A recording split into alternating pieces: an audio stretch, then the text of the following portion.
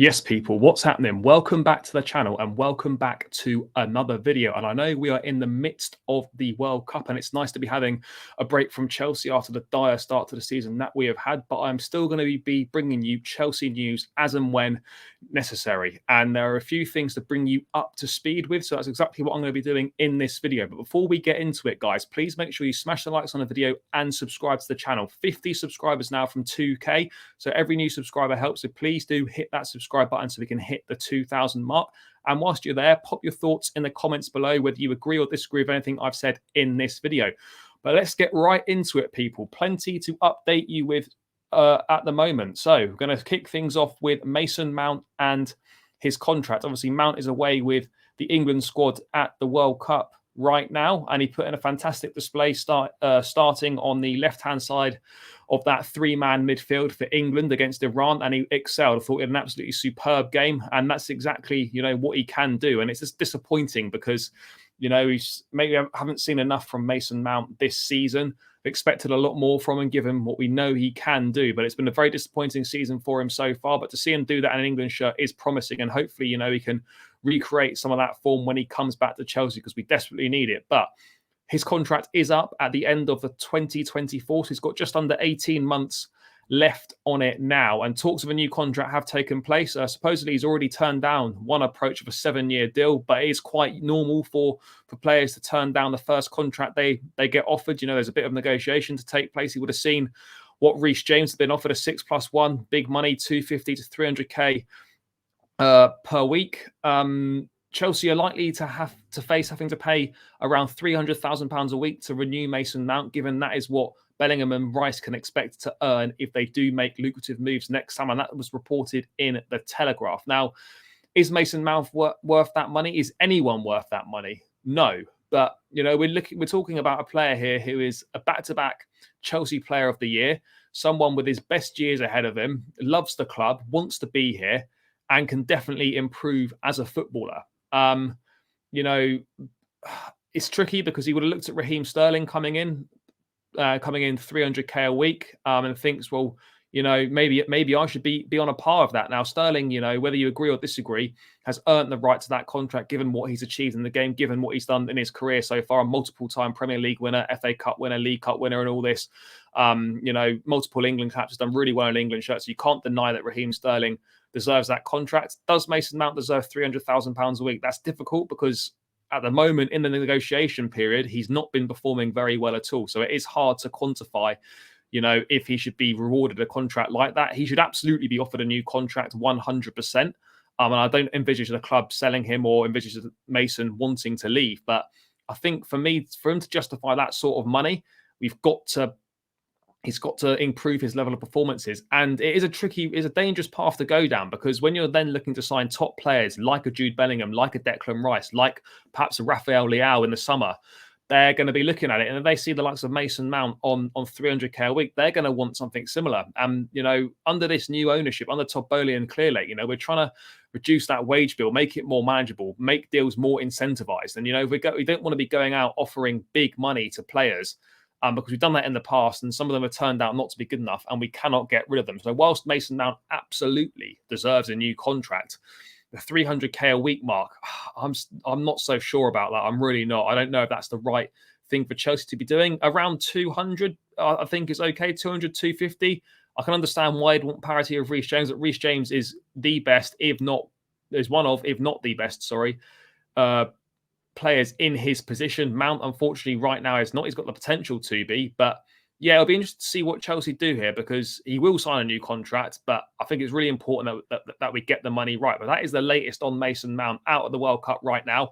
New contract negotiations are taking place. I think they've been put on hold whilst the World Cup is here. But yeah, reports saying that Chelsea may have to pay around £300,000 a week, which I do think is far too much. Whilst we're on midfield, I mean, it was great to see a Mount, Bellingham, Rice midfield for England. I mean, I would love that to be the Chelsea midfield. That should be the Chelsea midfield. That's what we should be aiming to try and put together. And Todd Boehly was out in Qatar watching the Iran game with an eye on Jude Bellingham and Declan Rice. Declan Rice, according to reports, could be available for around £70 million. It'll be coming up to 2 years left on his contract. No indication that he is going to be signing a new one. And obviously with Jude Bellingham, who put in an outstanding performance for England in that World Cup opener, again, his price has probably gone up a little bit. We're going to be looking at perhaps £130 million to try and price him away. The likes of Real Madrid, Manchester City and Liverpool all interested along with us. So it's going to be really tricky to get Jude Bellingham out of Borussia Dortmund ahead of those other clubs. But I don't know, never say never with Chelsea. You know, we've seen that Todd Boehly is prepared to act fast in the transfer market. He's prepared to, you know, to go the extra mile. He's prepared to put the money on the table.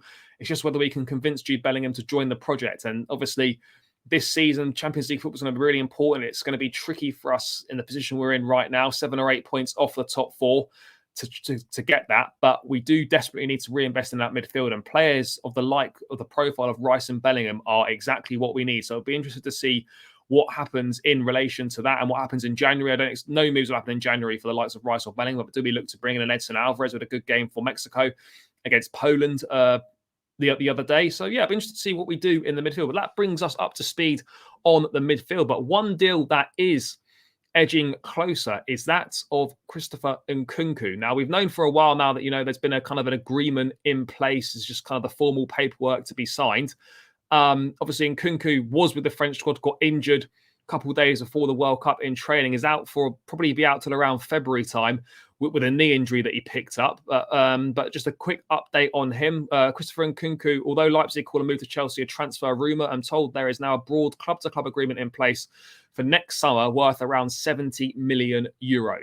Nkunku's injury won't affect much. A January move was never Nkunku's preference, and Leipzig never seriously entertained letting him leave mid-season. Until everything signed, other clubs can hijack, but Chelsea confident for months, and Leipzig agreement is next step to completion. So whilst there is a broad agreement in place, it's important to stress that this doesn't mean that he's definitely coming to Chelsea. This doesn't stop other clubs from putting an offer in, and it doesn't stop Nkunku from changing his mind. But it's really great to see us moving at speed to get a deal done for next summer for a player of Nkunku's quality. And it's really important that we get this wrapped up as soon as possible. I think €70 million, around £65 million. It'll be the release clause or perhaps just above, is great value for money for a player who is having an exceptional season so far in the Bundesliga, has done really well since he left PSG to join Leipzig, has become part of the French squad. Obviously, very disappointing to not see him at the World Cup, but his stats this season have been very impressive for Nkunku. And I know with Chelsea fans, there's a bit of a PTSD in terms of, you know, Bundesliga signings coming over. Werner, it didn't work out at all. We were hyped for. Kai Havertz has flopped big time since he's been here. But I think with Nkunku, it's different. If we look at his stats so far this season in the Bundesliga, it's 12 goals and 2 assists in 15 Bundesliga matches, 17 goals in 23 appearances across all competitions this season. So he's had another good season. Yes, it's a shame that he's going to be out for a while, but you know that doesn't affect the move for Chelsea. But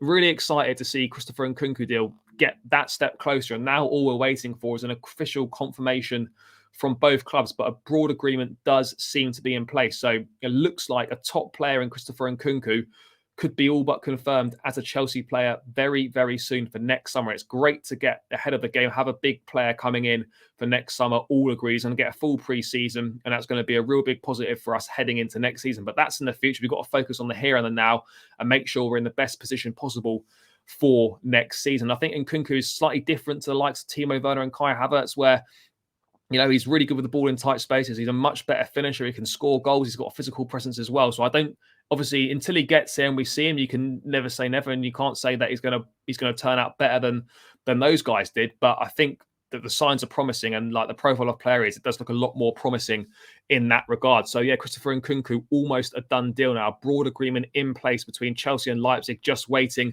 for official confirmation between the clubs, which will hopefully come soon. And just to round out this news update, guys, Cristiano Ronaldo, that man is never far from the headlines, announced last night that he has left Manchester United by mutual consent. A parting of ways was always going to happen. It was always on the cards, particularly after that explosive interview with Piers Morgan. It's something that should have happened in the summer. And we know that Todd Boehly had a big interest in Cristiano Ronaldo in the summer. He tried multiple times to sign him. Thomas Tuchel blocked it every time, and rightly so. I mean, I was more for it in the summer, because of the situation we were in. But right now, it makes no sense at all.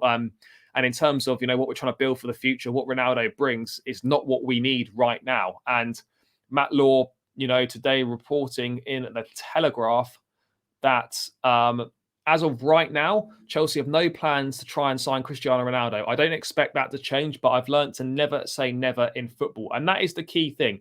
In football, you can never say never because you just don't know what's going to happen. I mean, it's probably still of appeal to Bowley. We know for all the obvious reasons, for all the commercial stuff, all the off-pitch stuff, for sponsorship and whatnot. It's an absolute dream in terms of what he would bring to the club. And as of on the pitch, people say that he's finished. I don't believe he is finished. This is a guy that scored 18 Premier League goals last season, one more than Harry Kane did, won more Player of the Month awards than any other player, was Manchester United's Player of the Year. This is all at 37 years of age, having not played in the Premier League for a good 12 years or so, I think 10, 11 years, sorry. So he's not finished, but it's not what we're looking for right now, if I'm being perfectly honest. I've done a separate video a couple of weeks back on the channel detailing my reasons as to why we should steer clear of Ronaldo. So please do head back to the channel and check that one out for a more detailed explanation. But as of now, and rightly so, Cristiano Ronaldo is not on Chelsea's radar. Things can change.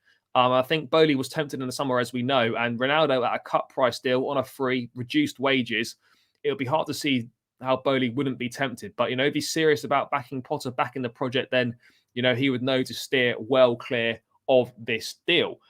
But yeah, guys, that's pretty much all the latest news going on with Chelsea at the moment, the latest transfer news.